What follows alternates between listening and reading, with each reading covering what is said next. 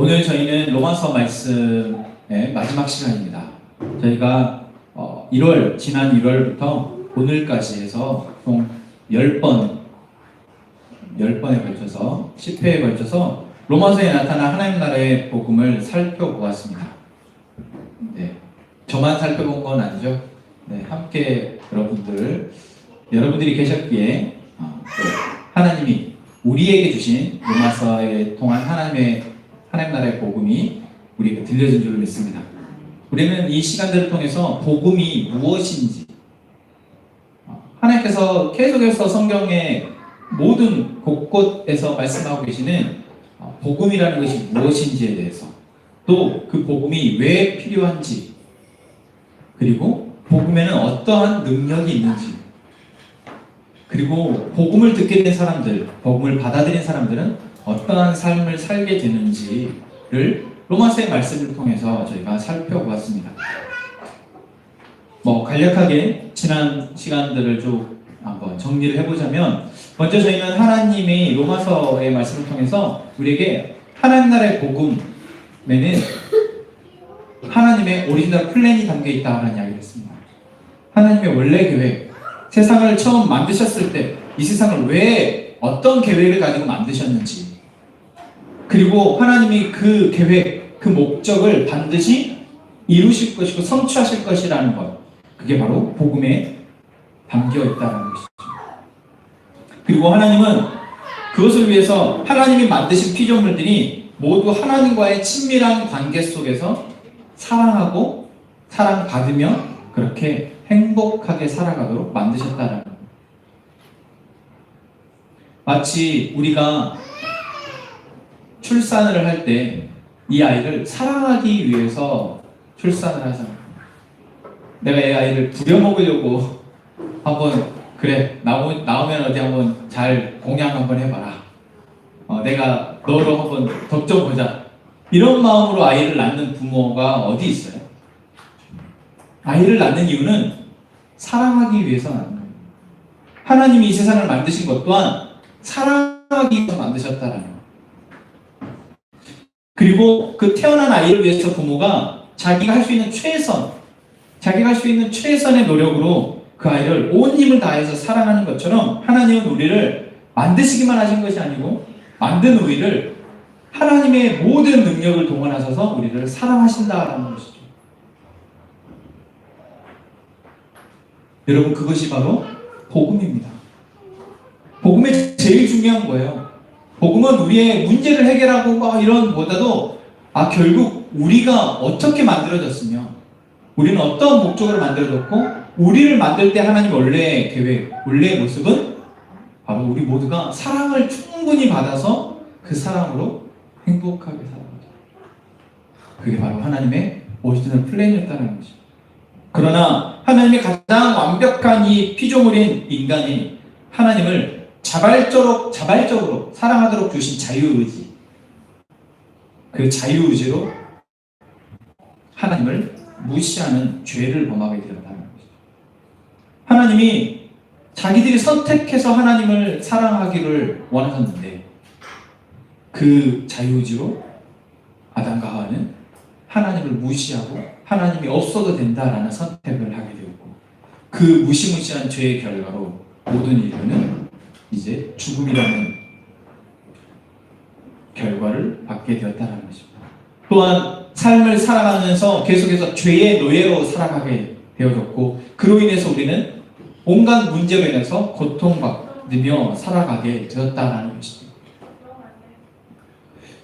이 문제는 인간의 그 어떠한 노력으로도 해결할 수 없기 때문에 하나님은 직접 자기가 사랑하는 우리를 위해서 나서셔야 했습니다.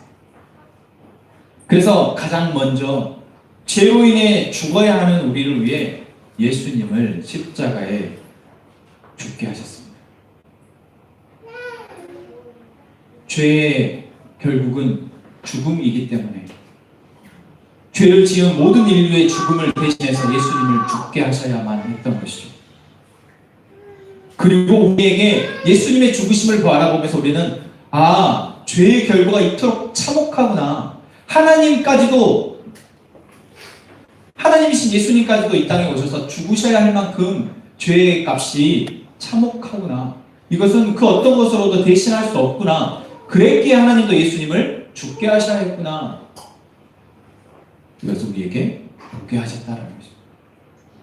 그리고 이제 그 사실을 전함받은 우리가 그 사실에 두 가지 반응을 하게 되죠. 바른 반응은 내가 죄인이었구나. 내가 죄인으로서 죽을 수밖에 없었구나 라는 사실을 인정하고 예수님을 통해서 이제 내가 나의 죄의 문제가 해결되기를 바라고 나의 삶의 주인의 자리에 예수님을 모시는 것. 그것이 바로 하나님 우리에게 베푸신 은혜에 대한 올바른, 온당한 반응일 것입니다. 하지만 또 다른 반응은 여전히 자기가 삶의 주인인 것이 왜 죄인지를 모릅니다. 내가 내 생각대로, 내 마음대로 내가 판단하여서 선택하는 것이 왜 죄이냐. 나의 판단으로도 선한 일을 할 수 있는데 그것이 왜 죄이냐라고 반문하며 여전히 자기가 죄인이라는 사실을 부정하고, 그렇기 때문에 나에게는 하나님이 필요 없다라고 말하며 자기가 살아왔던 방식대로 계속해서 자기 나름의 행복을 추구하며 살아가게 됩니다. 여러분 우리는 감사하게도 예수님을 우리 삶의 주인임을 인정하고 받아들인 사람들입니다. 아멘. 여러분, 이것은 우리가 선택한 것 같지만 사실 우리로 하여금 이렇게 선택하게 하신 하나님의 은혜가 없었다면 이렇게 선택할 수 없었을 것입니다. 왜 자꾸 그것을 잊게 되는 것 같아요. 처음 신앙생활 시작하고 처음 교회를 나오게 될 때는 그래도 나를 전도해준 사람, 그래도 하나님의 은혜라고 이야기를 하는데 어느 순간 우리가 신앙에 익숙해지다 보면은 내가 잘해서, 내가 선택해서, 내가 내 열심으로 신앙생활을, 내가 하나님을 믿고 있다라고 생각을 하지만 여러분, 우리가 감히 어떻게 그렇습니까? 우리는 하나님의 은혜가 아니면 우리가 계속해서 예수님을 우리 삶의 주인으로 맞아들일 수가 없다는 것입니다.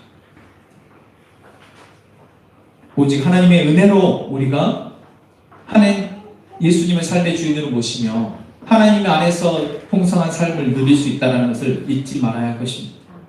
그때부터 시작된 우리의 그리스도 안에서의 삶은 안타깝게도 과거의 모습과 크게 다르지 않다는 것만 우리가 알고 있습니다. 분명히 시작을 했는데 머리로, 그리고 또 마음으로 내가 이제 다르게 살아야지, 정말 예수 믿는 자처럼 살아야지 라고 생각을 했더라도 우리에게 계속해서 닥쳐지는 여러 상황 가운데 우리의 하나님을 알기 전 과거의 습관이 그대로 우리에게 남아있어서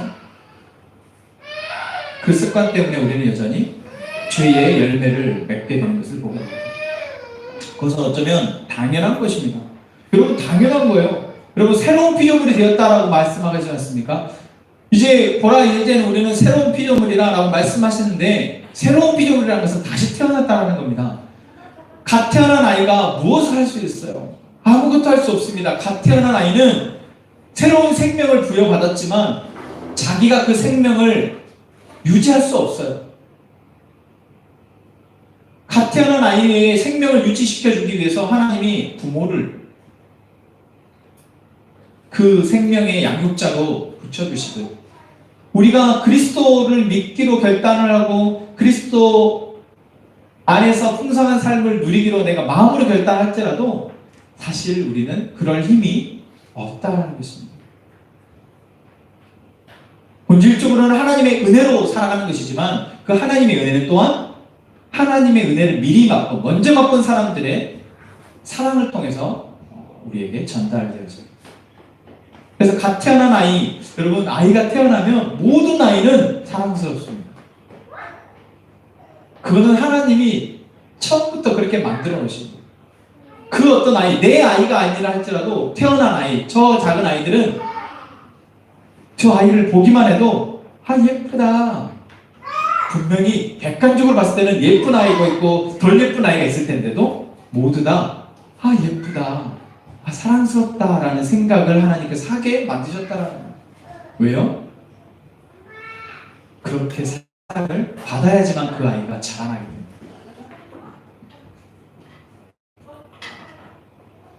새로 태어난 아이가 혼자 힘으로 살아낼 수 있을 때까지 사랑의 양육과 또한 이 세상을 어떻게 살아갈지에 대해서 가르침이 있어야 하고, 또한 그런 가르침이 있더라도 시행착오를 겪으면서 넘어지기도 하고 실수하기도 하고 또 난 못하겠다고 주저앉기도 하고, 그러한 과정을 거치면서 조금씩 성장해 가듯 여러분, 우리 새로운 피조물이 된 우리 또한 그렇게 조금씩 하나님의 은혜로 자라나게 된다는 것을 우리가 잊지 말아야 됩니다.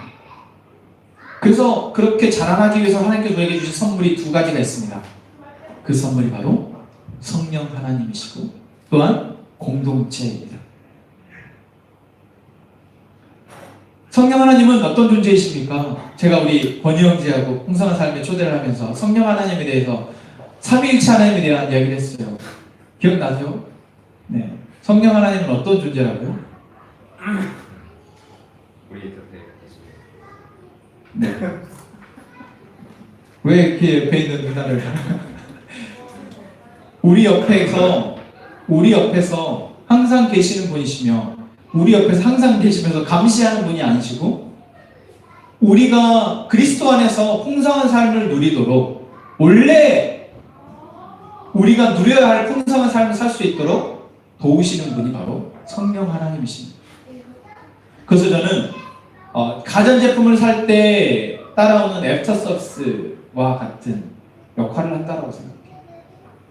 성령 하나님은 우리가 예수님을 영접하는 그 순간 우리에게 들어오셔서 이제 그때부터 우리가 예수님을 믿고 하나님의 방법과 하나님의 가치로 살아내는 것을 아직 서툴기 때문에 사용 방법도 알려주시고, 또한 혹은 잘못되고 실수하고 그럴 때 애프터 서비스를 해주시는 거예요.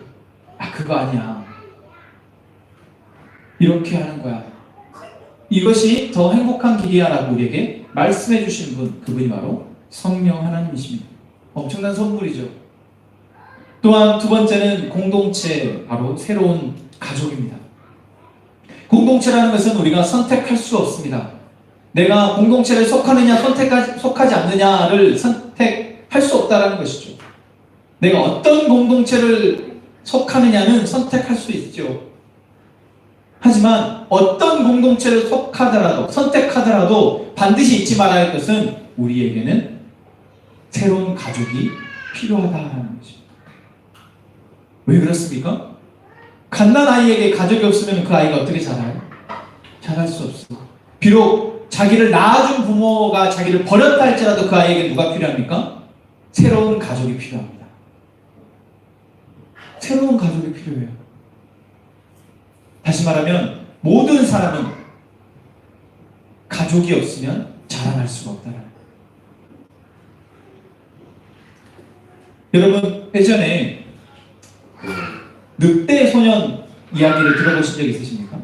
우리나라에서 있었던 일은 아니지만 저기 다른 나라에, 외국에서 태어날 때부터 이 동물, 늑대들과 함께 어린아이가 자라게 되면서 그 아이가 늑대의 습성을 그대로 보고 배우고 자라났다는 거예요.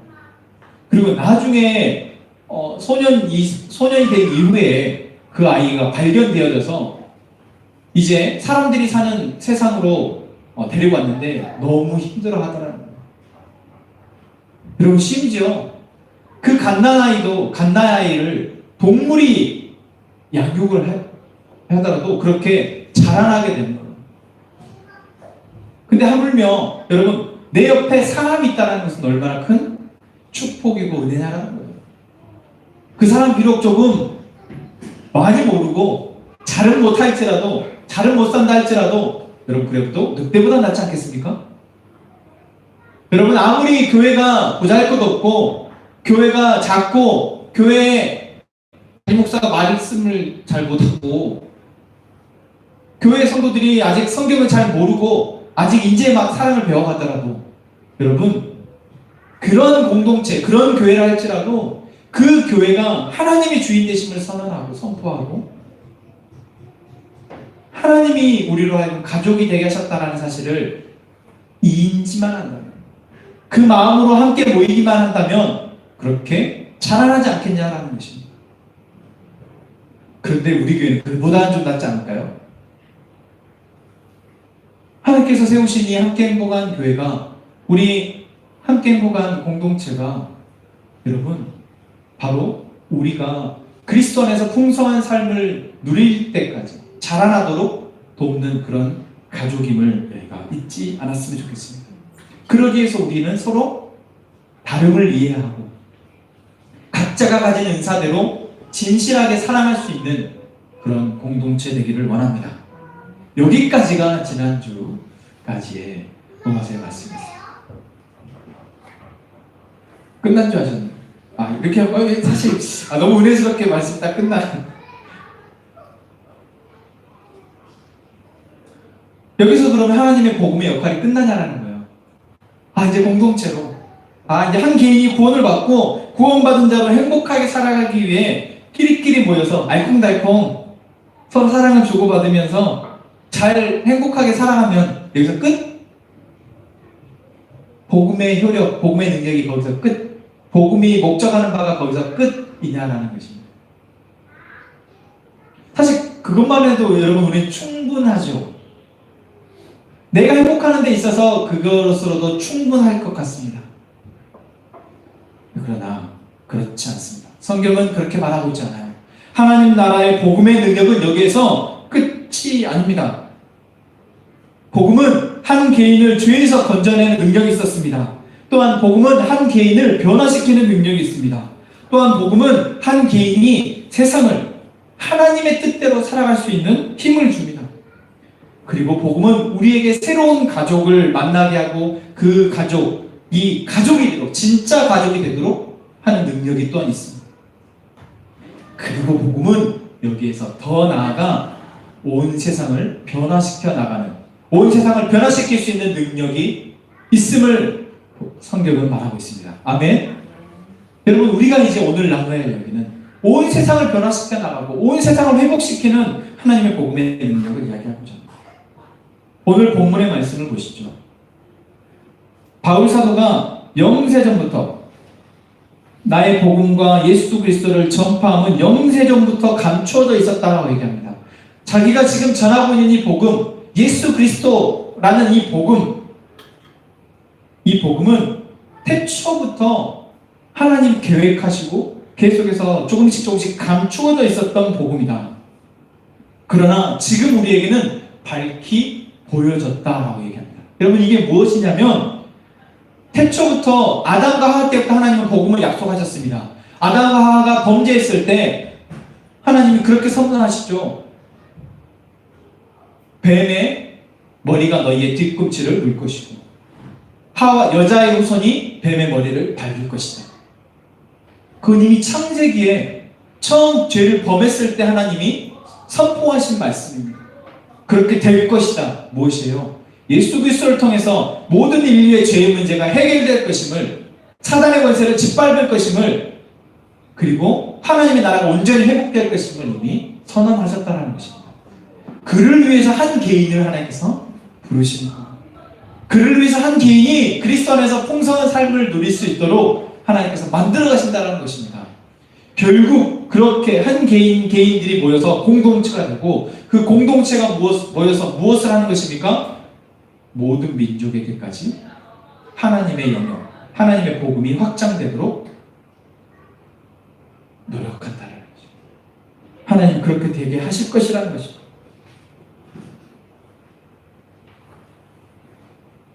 로마서 1장에도 이미 그렇게 얘기하고 있습니다. 나 바울은 하나님의 복음을 위해서 택함을 받았다. 그리고 이 복음은 선지자들을 통하여서 그의 아들에 관한 이미 성경이 말씀하신, 약속하신 것입니다.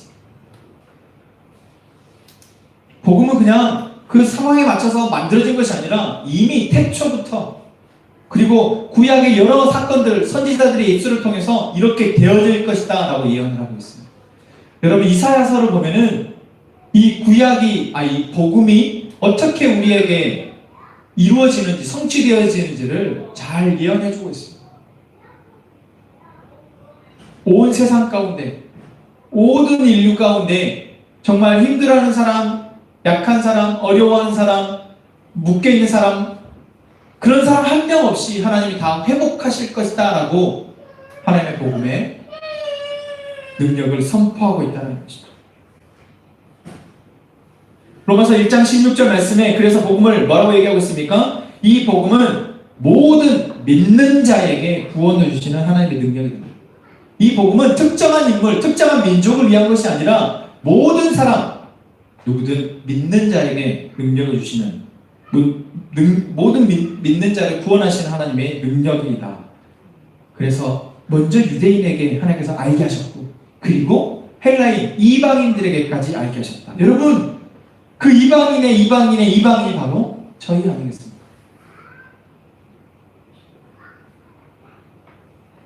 그래서 예수님은 우리 한 사람 한 사람의 죄의 문제를 해결해 주시기 위해서 죽으시고 부활한 것이 맞지만, 우리가 잊지 말아야 할 사실은 나 한 사람의 죄의 문제를 해결하기 위하심이 뿐만 아니라 깨어진 이 모든 세상을 회복하게 하시기 위해서 십자가에 죽으시고 부활하셨다는 사실입니다. 그래서 요한복음 3장 17절 말씀에 하나님이 그 아들을 세상에 보내신 것은 깨어진 세상의 심판, 멸하시기 위함이 아니라 그로 말미암아 예수님으로 말미암아 세상을 구원하시기 위함이다. 구원받게 하기 위함이다 라고 말씀하고 있습니다. 여러분, 그래서 우리가 잊지 말아야 할 것은 이제 나는 예수 믿고 나는 행복해요. 저 이제 예수님 잘 예배하고 잘 찬양하고 그렇게 잘 섬기며 살게요.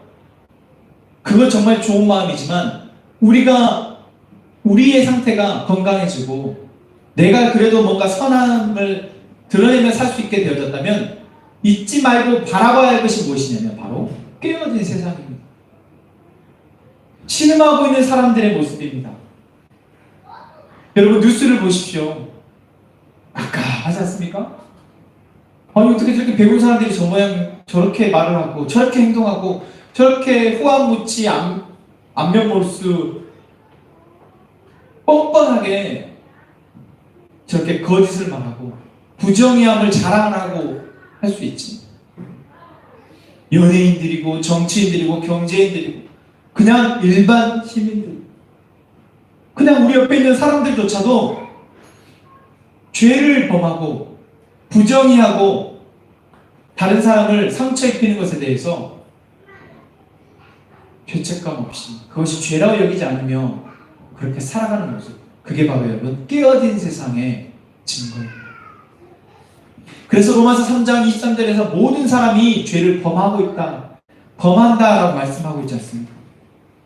여러분, 모든 사람이 죄를 범한다는 것은 개개인에게 있는 우리 모두에게 있는 죄의 뿌리, 죄의 본질 때문이기도 하지만 공중의 권세 잡은 사단 이 존재가 중요한 역할을 하기도 합니다. 아니, 사실 이 세상은 사단이 공중권세 잡았다라고 말하고 있습니다. 에베소서 2장 2절 말씀에 그때의 너희는 그 가운데서 행하여 이 세상 풍조를 따르고 공중의 권세 잡은 자를 따랐으니 라고 말하고 있습니다. 여러분, 우리가 하나님을 모르고 하나님을 무시하고 살 때 우리는 공중의 권세 잡은 자를 따랐다라고 말합니다. 공중의 권세 잡은 사단의 지배 아래 있었다라고 말하고 있습니다. 사단의 지배 아래 모든 사람이 죄의 올무에서 허우적대는 거예요. 목에 올무가 딱 채워져가지고 발버둥 쳐도 벗어날 수가 없는 거예요. 그래서 예수님이 오셨습니다. 그래서 한 명 한 명 그 올무에서 끄집어내서 빼내어신 겁니다. 그리고 모든 사람을 사단의 권세에서 빼내어 하나님 아래에 두시고자 예수님이 십자가에 죽으시고 부활하셨습니다.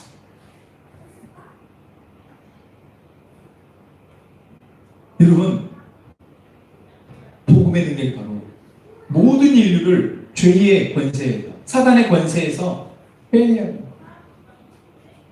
이 땅 가운데 깨어진 세상으로 인해서 깨어져서 새고 줄줄 새고 있는 사람, 줄줄 새고 있는 사람의 이 따뜻한 마음과 남을 배려하고 사랑하는 마음들이 줄줄 새고 있어요.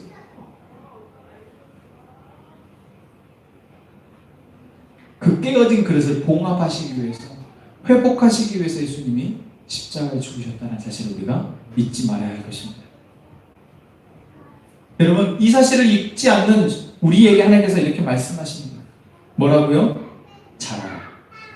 지금 갓난아이, 저 갓난아이들이 무엇을 할 수 있어요? 아무것도 할 수 없죠. 지금 저 아이들에게 사랑해라고 말하면 어떻게 해요? 너무 버거워요. 우리 하임이에게 하리 사랑해줘라고 말을 하면 10번 중에 1번은 사랑하고 9번은 그럴 수 없어요. 왜요? 아직 어리기 때문에. 그래서 성경은 우리에게 계속해서 무엇을 말씀하고 있습니까? 자라야 한다라고, 단단해져야 한다, 견고해야 한다라고 말씀하고 있습니다. 로마서 1장 12절 말씀에 바울이 이렇게 얘기하죠. 로마 교회 성도들 향해서 내가 너희를 간절히 보기를 원하는데 그것은 어떤 신령한 은사를 너희에게 나누어 주어서 너희가 견고하게 되기를 원해요. 이미 너희가 그리스도인이고 하나님 믿고 있지만 내가 너희에게 가서 너희를 더 견고하게 하기 위해서 내가 너희를 보기를 원한다라고 말하고 있습니다.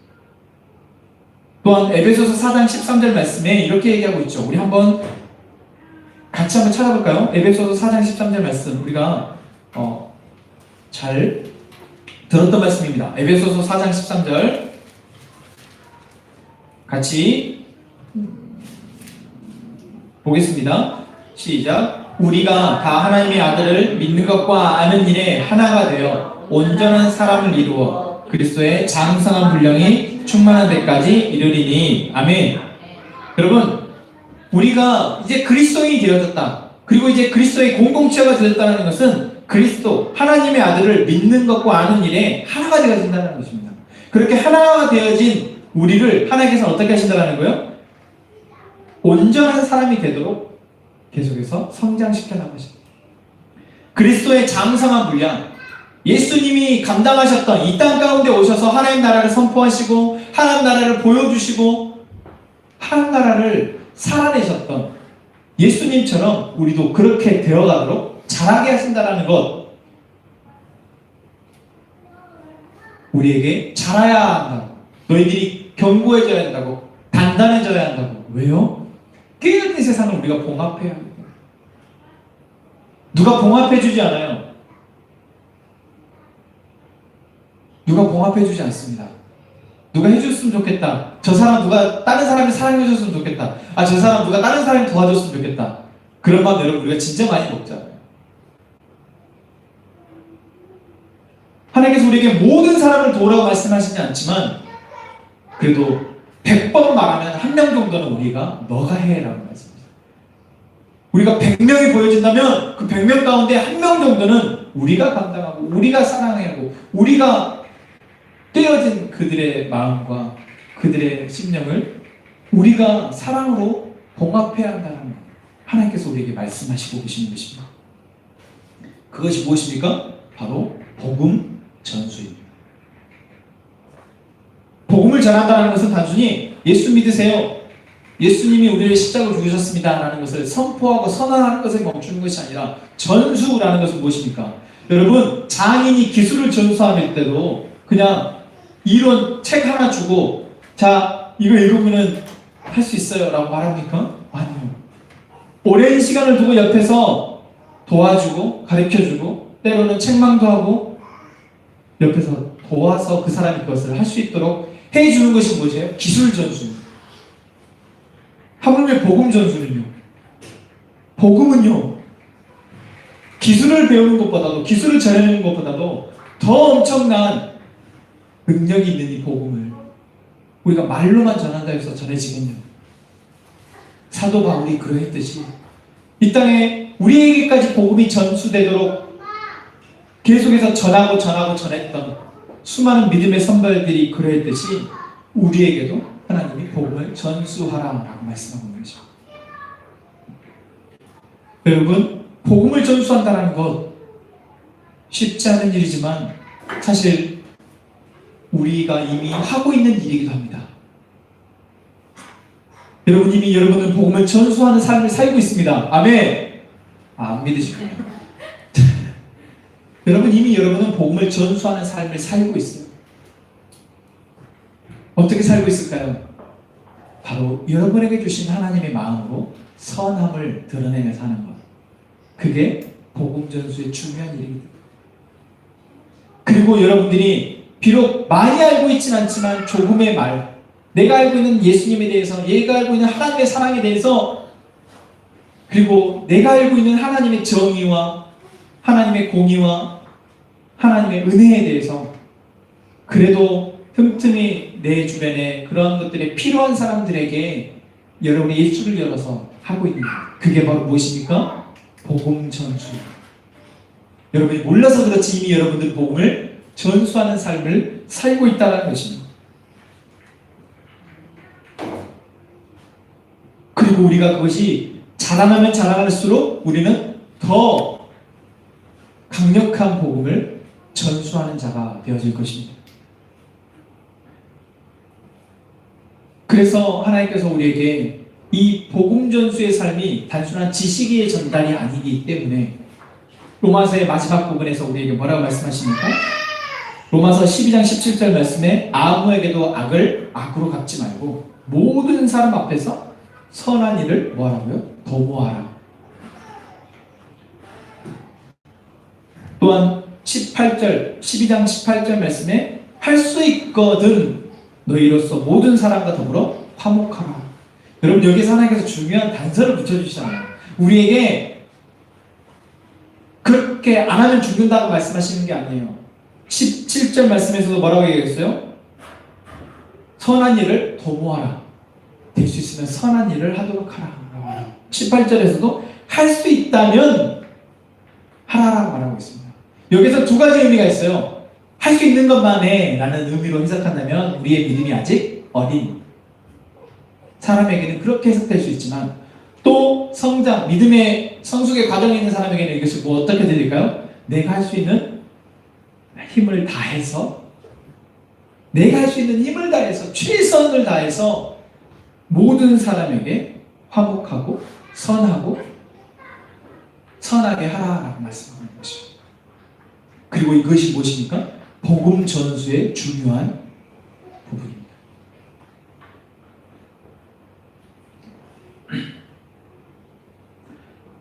그리고 이것은 내가 생각하기에 선한 일을 하는 것이 아닙니다.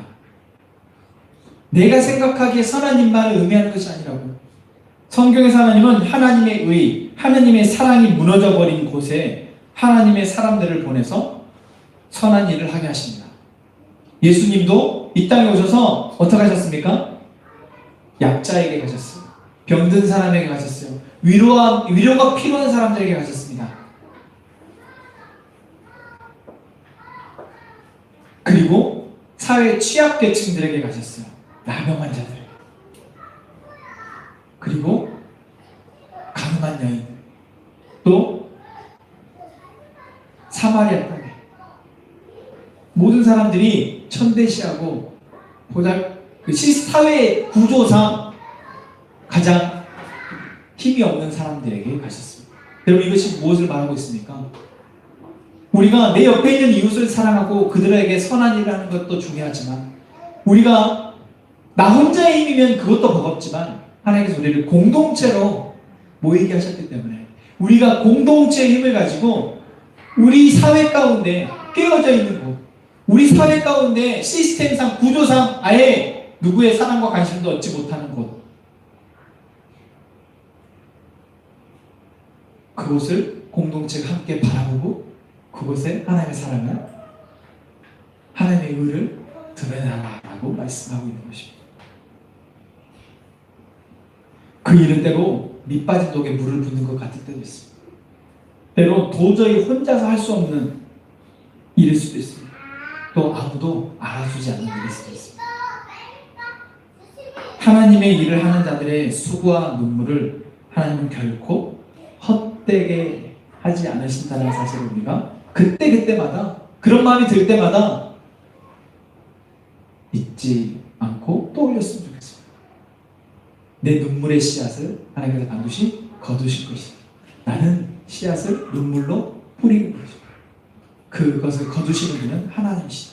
그곳에 정말 등불을 밝히시고 그것을 환하게 밝히시는 분은 하나님이시다라는 사실을 우리가 잊지 않는다면 우리가 용기를 내어 그런 일들을 감당할 수 있을 것입니다. 이것이 바로 창세기에서 태초부터 하나님이